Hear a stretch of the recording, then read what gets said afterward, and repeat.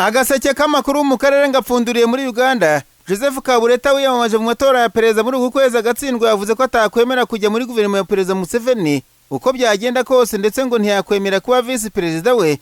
Bwana Kabuleta aganira n'itangazamakuru yavuze ko yarahiye ko atakorana na leta y'ibisamba, ariko ngo amaburaburizo yapfa kuba perezida. Ikinyamakuru Report cyanditswe umunyapolitiki watsinzwe amatora yavuze ko Perezida Museveni ari gushaka abantu ashyira muri Guverinoma ye bamutinya batabasha kumubaza inshingano nka perezida w'igihugu. Bwana Kabuleta yavuze ibi nyuma yaho Perezida Museveni atangaje ko yiteguye gukorana n'abatavuga rumwe n'abatsinze mu matora, ndetse yatanze n'ingero z'abari muri Guverinoma bavuka ku bahoze batavuga rumwe n'ubutegetsi bwa Museveni n'abava kuri Bunia-Kamanda yahiritse. Ku rundi ruhande, ikinyamakuru muri cyanditse ko abarimu muri kaminuza za leta batangaje ko biteguye kwigaragambya kubera ikibazo cyo kudahembwa. Iki kinyamakuru cyanditse ko abarimu bavuze ko mu kwezi gutaha amashuri makuru ya leta nafungura batarakemura ikibazo cy'imishahara ngo ntawe uzajya kwigisha, ahubwo bazigaragambya.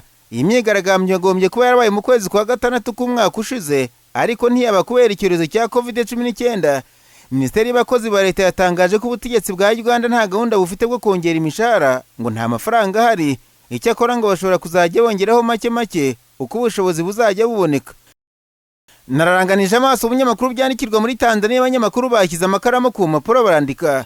Banditswe abategetsi basabye abaturage kugira umutuzo kandi bakagumya gukurikiza amabwiriza agendanye no kurinda COVID-19 atangwa na Minisiteri y'Ubuzima, bakareka kumva amabwire. Ikinyamakuru The Citizen cyanditswe ubutumwa busaba abanyatanzania kugira umutuzo bwatanzwe n'umunyamabanga wa leta muri Minisiteri y'Ubuzima nyuma yaho inama y'Abepiskopi Gatolika itangaje ko abayoboke b'iri dini basabwe kwitwararika cyane kuko igihugu cyugarijwe na coronavirus. Uyu mutegetsi yasabye abaturage gukomeza gukurikiza gahunda zabo za buri munsi bagakora ibateza imbere, kuko amakuru ya COVID-19 atangwa n'ubutegetsi kandi ku cyaba cyose leta ifite inshingano zo gusobanurira abaturage. Hashize igihe leta ya Tanzania ivuga ko ibya coronavirus byumva ahandi ko yashize kera cyane, none ubu Kiliziya Gatolika yabaye nk'ikangura abantu bari basinziriye. Uyu mutegetsi muri Minisiteri y'Ubuzima yavuze ko kuba abaturage basabwa gukaraba intoki kenshi cyane n'amazi n'isabune bitavuze ko mu gihugu hari icyorezo cya COVID-19, ahubwo ngo ni ukwirinda umwanda bisanzwe.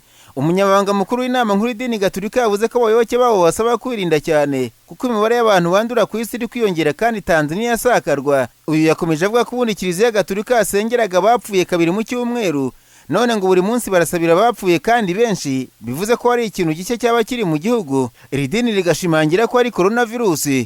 Kuva mu kwezi kwa kane umwaka ushize nta makuru ya COVID-19 igihugu cya Tanzania gitangaza kugeza ubu. N'ubu bategetsi baracyashimangira ko nta bwandu buri mu gihugu. Hagati aho ariko Perezida John Paul Magufuli we yasabye abakora mu rwego rw'ubuzima kwitondera urukingo rwa COVID-19 isi yose yiheraje muri iki gihe. Avuga ko nta ukwiye kwizera iyi nkuru y'urukingo rw'abazungu. Ikinyamakuru The Citizen cyanditswe Bwana Magufuli yavuze ko abazungu baza kuba bafite inkingo bakabaye barakingiye indwara zikomeye nka sida, igituntu na malaria. Yibutsa abanyatanzania ko nta cyiza cy'umuzungu n'urukingo rwabo bakwiye kurwitondera, bakaba baruretse kuko niba kanseri nabi bica bakabaye barayiboneye urukingo. Uyu mutegetsi ukunze gufata imyanzuro itavugaho rumwe yavuze ko Tanzania ikize ndetse na Afurika muri rusange ikize, ku buryo hari abantu bafite ubutunzi ishyari bashobora kuza kuwarya bitwaje inkingo.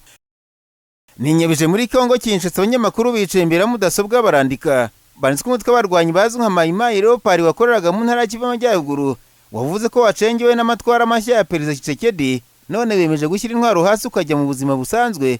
Radio Kapi yavuze ko uyu mutwe wayoborwaga n'uwigize General Jacques Karondero wavuze ko biteguye vuba bishoboka gukorana n'itsinda ryashyizweho mu gihugu ryo gusubiza mu buzima busanzwe wahoze mu mutwe w'inyeshyamba. Uyu mutwe ngo wari uteye ikibazo abaturage mu karere ka Rubero, hanyuma mu ntara yituriho abaturage bo mu bice byegereye umuhanda Bunia-Kamanda biravugwa ko bahunze ingo zabo kubera imitwe y'inyeshyamba bazengereje umutekano ukaba ikibazo. Iki gitangazamakuru cyanditse ko umwe mu badepite uhagarariye iyo ntara yavuze ko impamvu abaturage bahura n'ikibazo cy'umutekano uterwa n'ibitero by'inyeshyamba ngo nuko akenshi ingabo za leta zadohotse zikabasiga bonyine nta burinzi. Ubu iki gice amakuru hava aremeza ko inzu zabaye ibihuku, ndetse ahenshi ngo zarasenyutse, ahandi ngo zarengewe n'ibyatsi.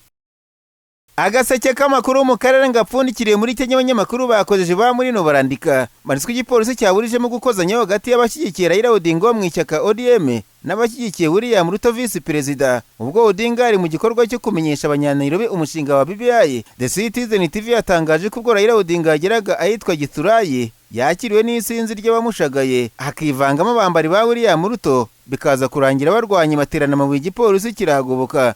Amakuru avuga ko urubyiruko rwa Odinga rwashyamiranye n'urwa Ruto ubwo yaratangiye kubabwira gutora umushinga wa BBI ugamije guhindura imitegekere ya Kenya, ariko ngo ntihamaze umwanya kuko abambari ba Ruto uvuga ko ubutegetsi butabaniye urubyiruko bamuteye amabuye imodoka ye yaganaga mu ntara ya Muranga iriruka. Ruto uvuga ko uyu mushinga ugamije kumwimisha ubutegetsi akora byose ngo utazatorwa. Icyakora Raila Odinga we yabwiye urubyiruko rushyigikiye William Ruto ko rwatekewe umutwe kuko ibyo bemereye byose nta na kimwe bazabona. Muri Kenya harategurwa amatora y'uzasimbura Uhuru Kenyatta mu mpeshyi y'umwaka utaha, ariko kubera ihangana umwuka watangiye gushyuha.